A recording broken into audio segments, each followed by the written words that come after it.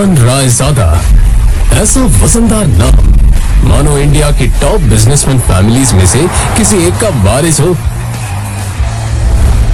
मगर हम जिस अहान रायजादा की बात कर रहे हैं उसके कतरे कतरे से बेबसी झांक रही है। अहान एक करोड़पति बिजनेस फैमिली का दामाद तो जरूर है, मगर उसकी हालत पर घर के नौकर भी कहते हैं, कुछ पैसे चाहिए तो बता देना, तुम्हारी गरीबी देखी नहीं जाती। कहने को तो अहान जैसी रिच फैमिली के दामाद सड़कों पर महंगी कार दौड़ाते थे, मगर अहान की लाइफ में 3 चीजें आम थी। पहली चीज बेइज्जती, दूसरी चीज बहुत बेइज्जती और तीसरी चीज बहुत से भी ऊपर वाली बेइज्जती।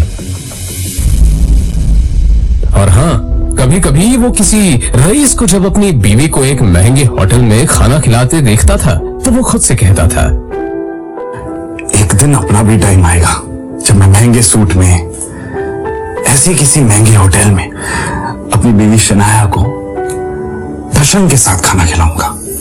जब वो मेरे सीने से लग के एक रोमांटिक डुएट में मेरे साथ रोमांटिक कैंडल लाइट डांस करेगी ना तो वहां बैठे सारे रईसजादों के सीने पर सांप लौटेंगे।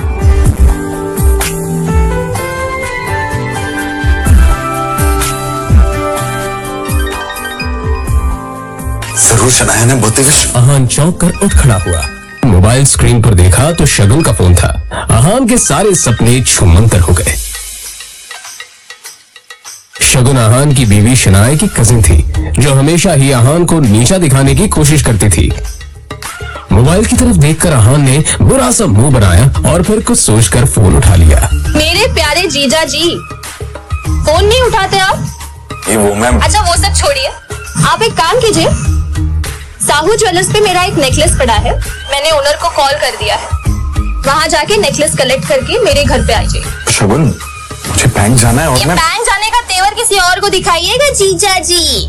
वैसे भी आपको हमारे फैमिली के टुकड़ों पर ही पलना है ना? तो जितना काम कहा जा रहा है उतना कीजिए। और हाँ, नेकलेस के साथ में ओनर आपको 30,000 रुपए भी देगा, वो लेकर मेरे घर पे आ जाइए और 30,000 रुपए में से 1 रुपया भी कम नहीं होना चाहिए, समझे ना? देखो शगुन, आज तक मैंने कभी चोरी नहीं की है। और दूसरी बात यह कि अगर मुझ पर इतना डाउट है तो किसी नौकर को भिजवा के करवा लो। क्या है ना, बहस करने की इजाजत आपको है नहीं, तो जितना काम कहा जा रहा है उतना कीजिए।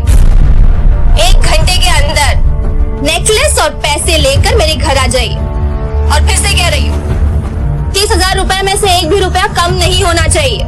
बाय। अरे है दीदी को बुलाओ यार, है दीदी।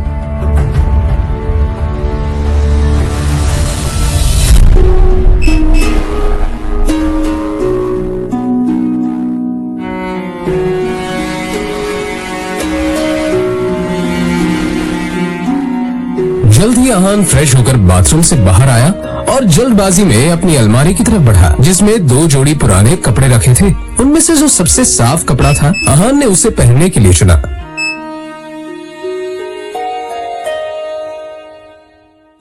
तैयार होकर वो बाहर निकला और जैसे ही सामने देखा तो उसकी सास यामिनी गिल अपनी कुछ सहेलियों के साथ पार्टी में व्यस्त थी। तभी यामिनी जी की एक सहेली ने अपने सैंडल की तरफ देखकर कहा, यामिनी, ये देखो ना, तुम्हारे आते आते मेरा बेल्ट टूट गया चप्पल का।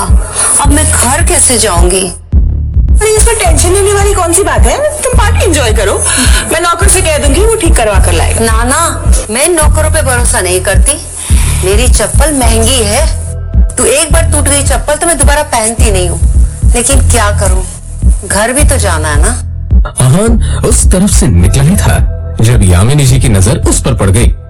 डोंट वरी, नौकर नहीं है, नौकर से थोड़ा ऊपर ही है, वो तुम्हारा काम अच्छे से करेगा। आज सुनो, ये चप्पल लो और इसे ठीक करा कर लाओ। तभी यामिनी जी की सहेली ने कहा, यामिनी, ये सब काम दामाद से अच्छा नहीं लगता।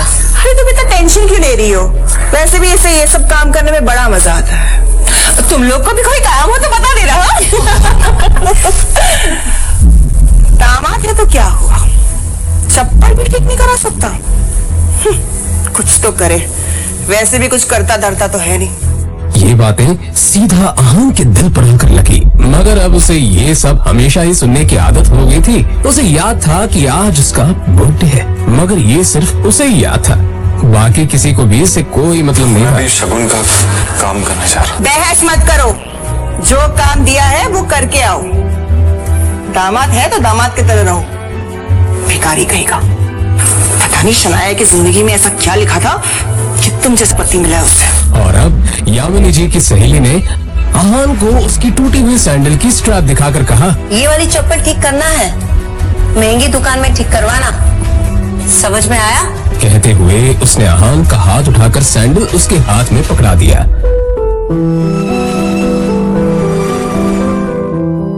ना चाहते हुए भी अहान को यह काम करना ही पड़ रहा था।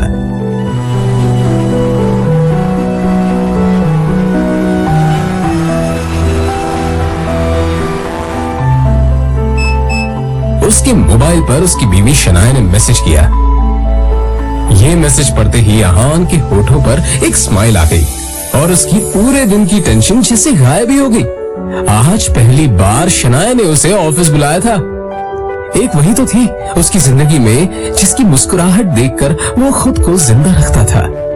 शनाया का चेहरा देखे बिना अहान को चैन नहीं मिलता था और उसके बस में होता तो शनाया की हर एक खुशी के लिए खुद को लाखों बार कुर्बान कर देता। रास्ते में अहान को एक फूलों की दुकान मिली।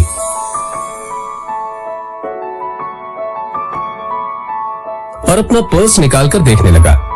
उसमें सिर्फ 500 का एक नोट पड़ा हुआ था। जैसे ही अहान वापस मुड़ा तो उसे शगुन का काम और अपनी सास के दिए हुए काम याद आ गए। उसने एक नजर घूरकर उस सैंडल की तरफ देखा और कहा, माफ करना आंटीज और सासू माँ, आप लोगों को सादर प्रणाम। पर शनाया से बढ़कर मेरे लिए और कुछ नहीं है। थोड़ी सी डांट सुन लेंगे आपसे। और फिर उस पैसे से अहान ने शनाया के लिए फूलों का वो बुके ले लिया। आज वो पहली बार गिल कंस्ट्रक्शन के ऑफिस जा रहा था, जो कंपनी गिल खानदान की थी। ये सोचकर आज वो फूला नहीं संभाल रहा था कि वहां उसका अच्छे से स्वागत होगा कि तभी सामने से आने वाले एक आदमी से अहान टकरा गया। उसका नाम देव मल्होत्रा था।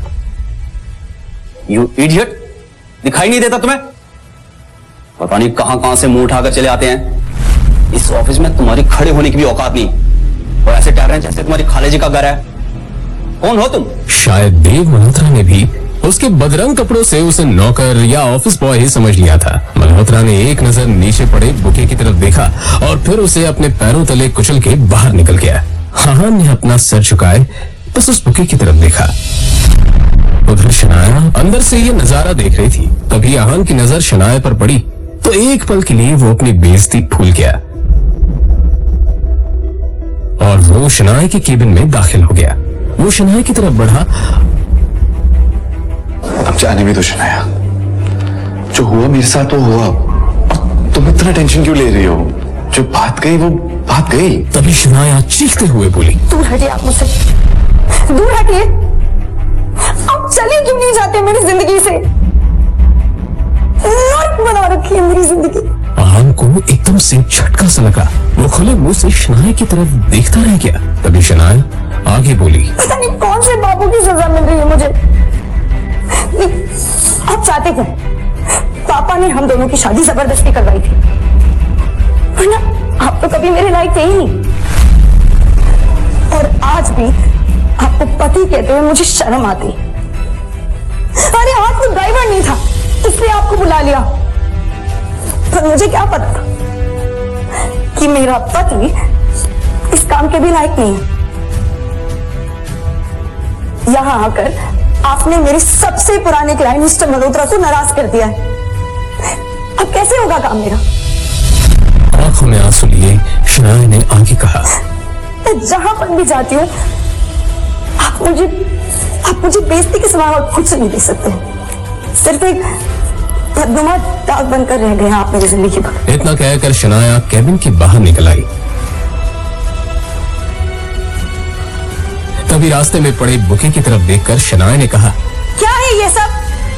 क्या गंदगी फैला रखी है यहाँ पर? फेंको इसे डस्टबिन में। फूल को अपने पैरों से कुचलते हुए आगे बढ़ गई।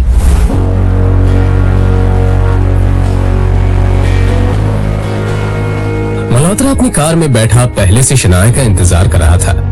फिर आहान के सामने ही शनाया अपने क्लाइंट मल्होत्रा